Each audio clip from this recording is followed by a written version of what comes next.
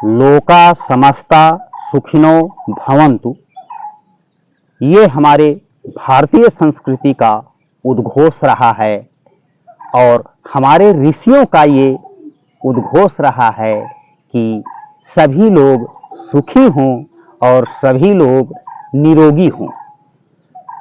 तो साथियों, केवल लिख देने से और पढ़ लेने से न कोई सुखी होगा और न कोई निरोगी ही होगा, उसके लिए कुछ करना ही होगा। तो साथियों देखिए, आज मैं एक बहुत ही जटिल बीमारी, जिसको आप लोग शुगर, डायबिटीज और मधुमेह के नाम से जानते हैं। खास करके ये दो तरह का होता है, टाइप 1 और टाइप 2 डायबिटीज।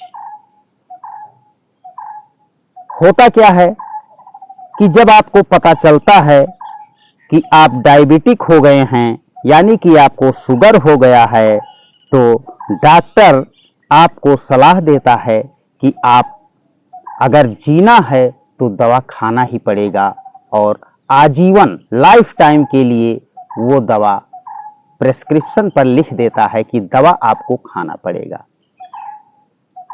और दवा के इतने भयंकर साइड इफेक्ट्स होते हैं कि शुगर से तो कोई बच भी सकता है, लेकिन उन दवाइयों का ऐसा साइड इफेक्ट होता है कि एक बीमारी कंट्रोल करती हैं और कई बीमारियों को वो जन्म दे देती हैं। तो डायबिटीज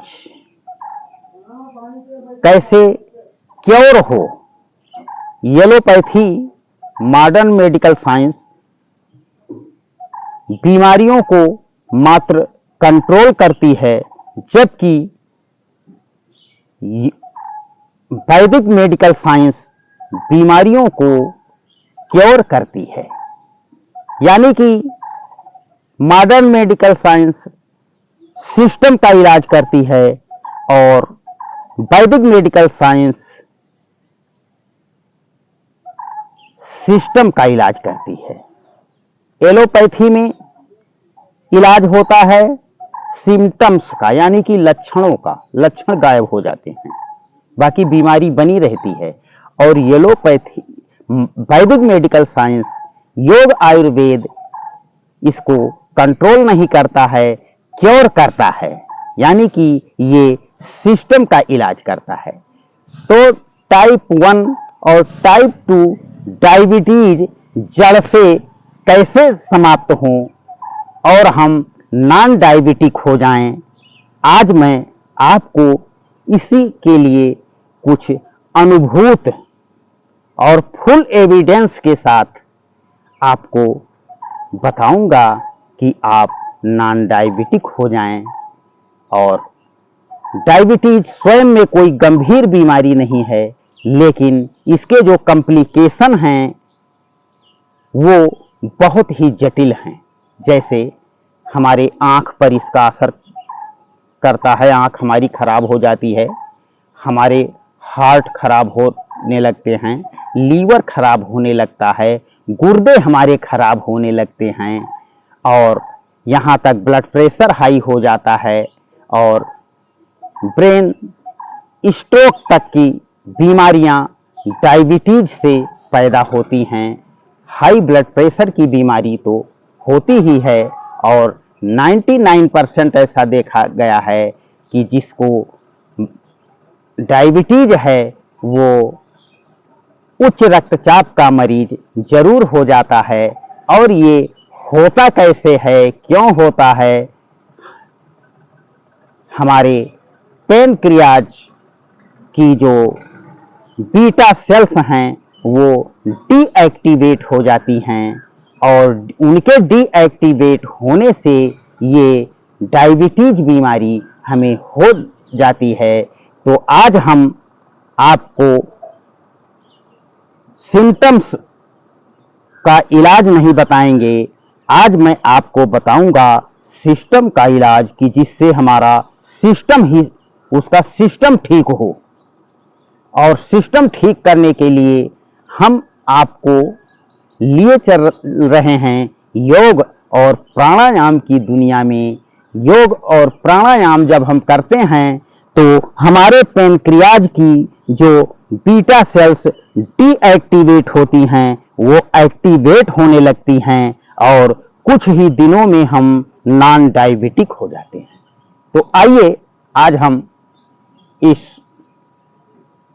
जटिल बीमारी को समूल नष्ट करने के लिए आपको कुछ योगाभ्यास बताएंगे। और योगाभ्यास तो आप लोग करते ही रहना, मात्र 3 योगाभ्यास हम बताएंगे इसके लिए, लेकिन हम आपको कुछ घरेलू इलाज बता दें, उनको आप करते रहना। सुबह सुबह आप लोग खीरा, करेला और टमाटर, एक खीरा लीजिए, एक टमाटर लीजिए और करेला एक लीजिए, तीनों का जूस निकालिए और उसको सुबह सुबह खाली पेट पी जाइए। उसके बाद में आप पतंजलि योगपीठ की, पतंजलि फार्मेसी की एक आयुर्वेद की दवा है मधुनाशिनी। मधुनाशिनी आप सुबह सुबह खाली पेट 2 गोली लेते रहें। और आप चाहें तो इस समय गिलोय, जिसको अमृता कहते हैं, गिलोय भी बहुत हमारे आसपास लगी हुई है, तो गिलोय का भी इस्तेमाल करते रहें। इससे भी डायबिटीज आपकी क्योर होगी। और अब हम आपको बताने वाले हैं कि डायबिटीज टाइप 2, टाइप 1 को समूल नष्ट करने के लिए कौन से योगाभ्यास बहुत प्रभावी हैं, जो 2-3 महीने में हमें नॉन डायबिटिक कर देते हैं। तो इसके लिए साथियों देखिए, सबसे पहले आपको हम बताएंगे कपालभाति प्राणायाम।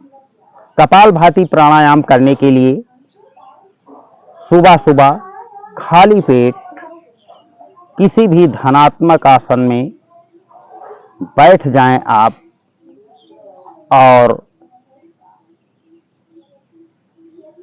आसन आपका कंबल हो या योगा मैट हो, सब चलेगा। और एकांत स्थान हो, खुली हवा आप लग रही हो, और उसके बाद में आप कपालभाति प्राणायाम करने के लिए आप किसी भी पद्मासन, सुखासन या पालथी मारकर, चौकड़ी लगाकर बैठ सकते हैं। क्रॉस लेग पोजीशन में बैठ सकते हैं। प्राणायाम करने के लिए बस शर्त ये है कि आपकी जो मेरुदंड है, यानी कि रीढ़ है, ये बिल्कुल सीधी होनी चाहिए। आंखें आपकी बंद होनी चाहिए और एक संकल्प पूर्वक कपालभाति करना है। शिव संकल्प के साथ ये कपालभाति करना है। और इसको कैसे करना है आप देखें। हम गहरा सांस अंदर भरेंगे कपालभाति करने के लिए। उसके बाद में देखें, स्ट्रोक लगाकर सांस को बाहर छोड़ेंगे।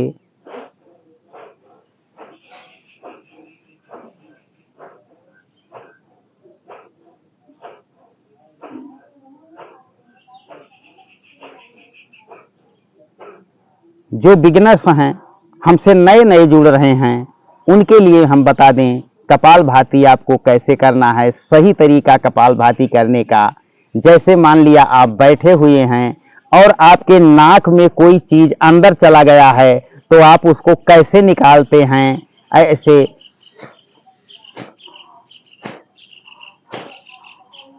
इस तरह आप करके उसको बाहर निकालने का प्रयास करते हैं। और अगर दूसरी विधि कपालभाति सीखने की, करने की जो है, उसको आप इस तरह समझिए कपालभाति करना है कि मान लिया आपके सामने कोई दीपक रखा हुआ है और आपको नाक से फूंक मारकर उस दीपक को बुझाना है। इस तरह से कपालभाति में हम स्ट्रोक लगाते हैं। तो आइए देखिए, दीपक हमारे सामने मान लिया रखा है, तो मुंह से फूंक नहीं मारना है, नाक से फूंक मारकर हमें बुझाना है दीपक को। तो देखें, गहरी सांस अंदर,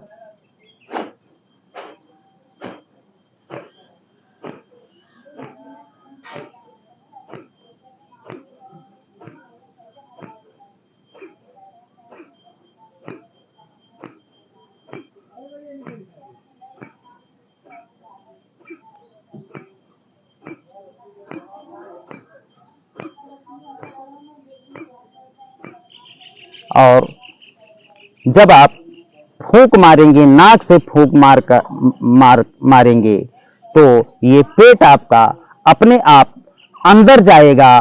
और ये नियम भी है, हम जब भी when we inhale our stomach should be out and when we exhale our stomach should be इन।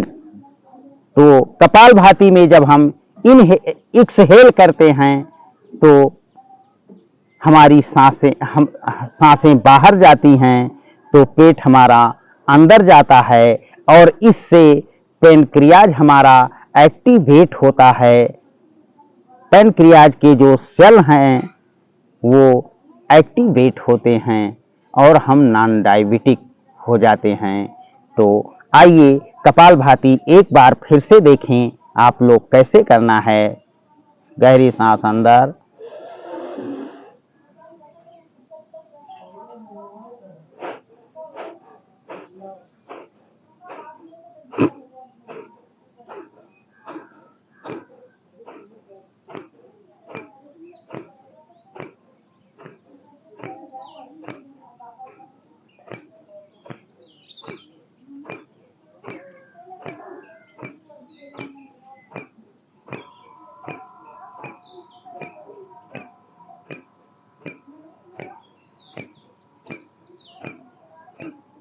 कपालभाति हम जो सिर्फ जिनको शुगर ही है और जो लोग युवा हैं वो 1 मिनट में 60 स्ट्रोक कपालभाति के लगते हैं। और कपालभाति करने से 99% बीमारियां हमारी दूर होती हैं। गैस, कब्ज, एसिडिटी से लेकर 90% बीमारियों से मात्र एक प्राणायाम कपालभाति करने से हमें मिलता है। बस जरूरत ये है कि इसको शिव संकल्प के साथ करना है। और जो डायबिटिक हैं उनको थोड़ा सा 10 मिनट 15 मिनट सुबह सुबह प्रतिदिन करना है। और कपालभाति प्राणायाम से हमारे कपाल का शोधन होता है और हमारे चेहरे पर तेज आता है, सौंदर्य वृद्धि होती है, सुंदरता बढ़ती है कपालभाति प्राणायाम करने से।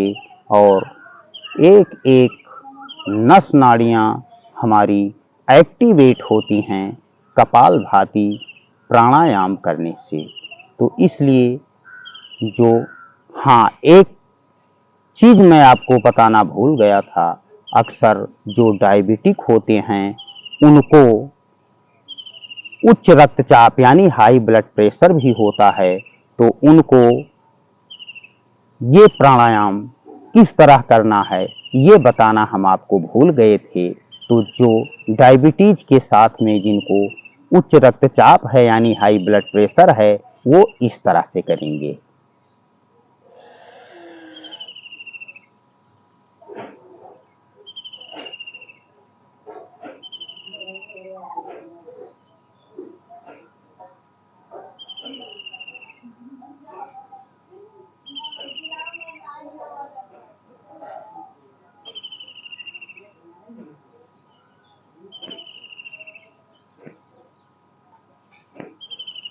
लेकिन करना सबको, जो डायबिटीज के लिए इस प्राणायाम को करेंगे वो 10 से लेकर 15 मिनट उनको करना ही करना है। उसके बाद में अगला प्राणायाम आप करेंगे अनुलोम विलोम। अनुलोम विलोम से हमारे शरीर में जितनी भी नस नाड़ियां हैं इन सब का शोधन होता है और जो डीएक्टिवेट हैं वो एक्टिवेट होती हैं। और आपको पता है कि सांसों से ही हमारा जीवन है, तो अनुलोम विलोम एक डीप ब्रीदिंग यानी गहरी सांस लेने का तरीका है। खास करके अनुलोम विलोम प्राणायाम हमारे शरीर के अंदर जितने भी सिस्टम हैं वो यहाँ से लेकर रिप्रोडक्टिव सिस्टम और रिप्रोडक्टिव सिस्टम के बाद में डाइजेस्टिव सिस्टम,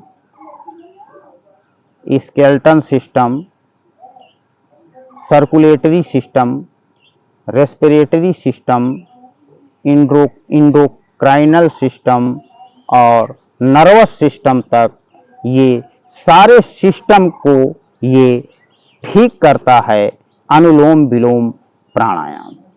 और एक एक सेल को शुद्ध प्राण वायु प्रदान करता है, जिससे हमें पूर्ण स्वास्थ्य लाभ मिलता है। तो अनुलोम विलोम प्राणायाम करने के लिए नियम प्राणायाम के वही हैं, लेकिन इसको देखें, हम शुरुआत इसका करते हैं बाईं नासिका से। दाईं नासिका दाएं हाथ के अंगूठे से इस तरह बंद करते हैं और गहरी सांस अंदर भरते हैं। सांस अंदर भरने का समय 15 सेकंड होता है। पुनः बगैर बिना रोके सांस बाईं नासिका बंद करके दाईं से सांस बाहर छोड़ देते हैं 15 सेकंड में। पुनः दाईं नासिका से सांस अंदर भर लेते हैं, दाईं नासिका बंद करके बाईं से बाहर छोड़ देते हैं।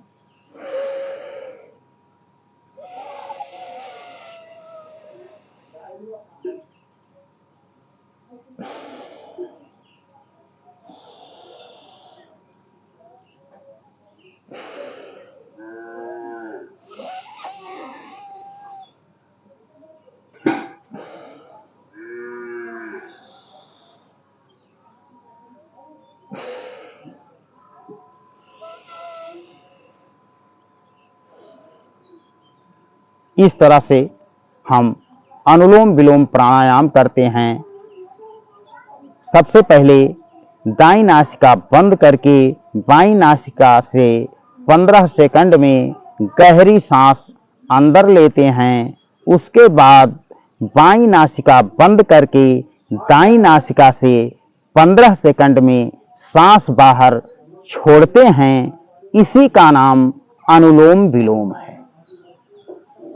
आपने देखा होगा, हम कपालभाति में जो विसर्जन करते हैं, सांसों का विसर्जन सिर्फ करते हैं। जैसे देखिए,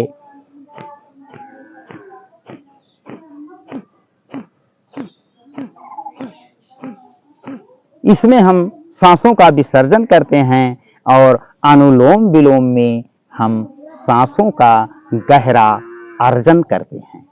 तो एक से अर्जन होगा और दूसरे से विसर्जन होगा। और अनुलोम विलोम प्राणायाम कम से कम 15 मिनट, जो गंभीर जिनकी बीमारियां हैं, डायबिटीज है जिनको, और डायबिटीज के कॉम्प्लिकेशंस भी बहुत जटिल हैं, उनको 15 मिनट कपालभाति और 15 मिनट अनुलोम विलोम जरूर करना है। ये 2 प्राणायाम हैं जो आपको प्रतिदिन सुबह सुबह खाली पेट करना है। उसके बाद में ये 2 प्राणायाम करने के बाद में देखिए, हम आपको जो सबसे डायबिटीज के लिए सफल आसन है उसको बताएंगे। इस आसन को करने के लिए हम वज्रासन में बैठ जाते हैं इस तरह से, और वज्रासन में बैठकर हम करेंगे मंडूक आसन। देखिए वज्रासन में किस तरह से बैठना होता है। ये दोनों पैर के जो ये अंगूठे हैं ये आपस में मिले हुए होते हैं और एड़ियां हमारी इस तरह बाहर निकली हुई होती हैं, और इस तरह से हम वज्रासन में बैठते हैं। तो देखिए वज्रासन में बैठकर हम करेंगे मंडूक आसन। इस तरह बैठ जाते हैं और मुट्ठियां इस तरह बंद कर लेते हैं, अंगूठा अंदर होता है, और नाभि के दोनों साइड में अपनी मुट्ठियों को इस तरह से रखते हैं। उसके बाद में गहरी सांस अंदर भरते हुए यानी कि इनहेल करते हुए फॉरवर्ड बेंडिंग करते हैं। उसके बाद जितना संभव होता है उतनी देर रुकते हैं, होल्ड करते हैं, पुनः वापस आते हैं सांस अंदर भरते हुए। आइए देखें मंडूक आसन जो डायबिटीज के लिए संजीवनी जैसा काम करेगा। गहरी सांस अंदर, सांस बाहर छोड़ते हुए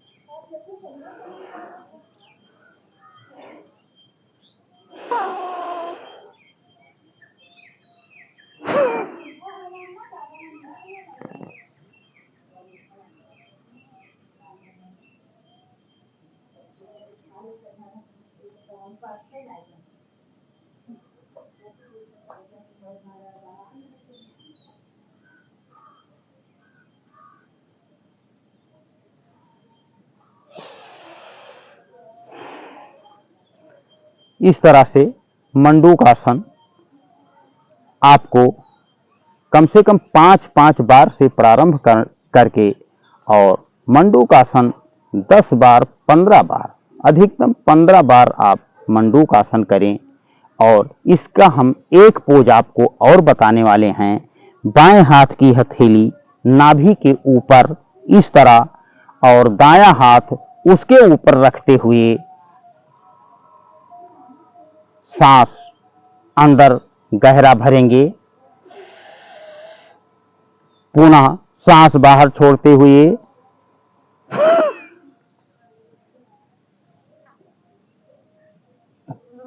इस अवस्था में जितनी देर संभव होता है उतनी देर रुकते हैं। इससे हमारा प्रोस्टेट, पैनक्रियाज एक्टिवेट होता है।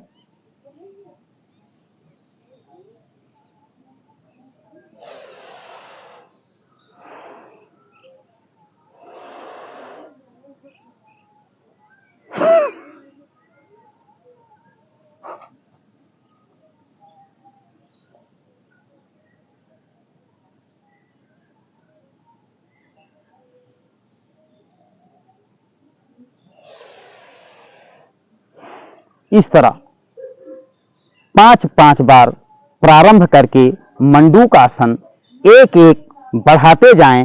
ये दोनों पोज मंडूक आसन के 5-5 बार से प्रारंभ करके एक एक आसन बढ़ाते जाएं, और इसको 15-15 बार कम से कम दोनों पोज प्रतिदिन करें। कपालभाति करें, अनुलोम विलोम 15-15 मिनट, 15 मिनट कपालभाति, 15 मिनट अनुलोम विलोम, और ये मंडूक आसन, ये 3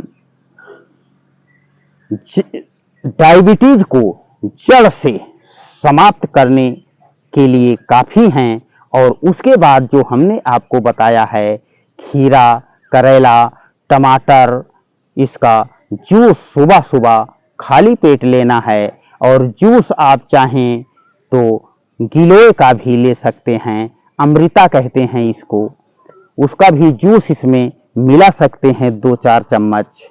और मधुनाशिनी सुबह सुबह खाली पेट 2 गोली लेते रहें। 2-3 दिन के बाद आप अपना डायबिटीज चेक कराएं तो आप देखकर, परिणाम देखकर आप चौंक जाएंगे। और इसी तरह 2-3 महीना कंटिन्यूअस अगर आप ये योगाभ्यास और इसके साथ कुछ आयुर्वेद की मदद लेते रहे तो 3 महीने से लेकर 6 महीने में व्यक्ति नॉन डायबिटिक हो जाता है। ये मैं नहीं कहता हूँ, ये साइंटिफिक एविडेंस कहते हैं और ये योग ऋषि बाबा रामदेव कहते हैं। तो साथियों, सर्वे भवन्तु सुखिनः, सर्वे सन्तु निरामयाः, सर्वे भद्राणि पश्यन्तु, माँ कश्चित् दुख भाग भवेत्। इसी शुभकामना के साथ मैं अनिल पांडे आपसे लेता हूँ विदा। अगले वीडियो में पुनः मुलाकात होगी आपसे, तब तक के लिए नमस्कार।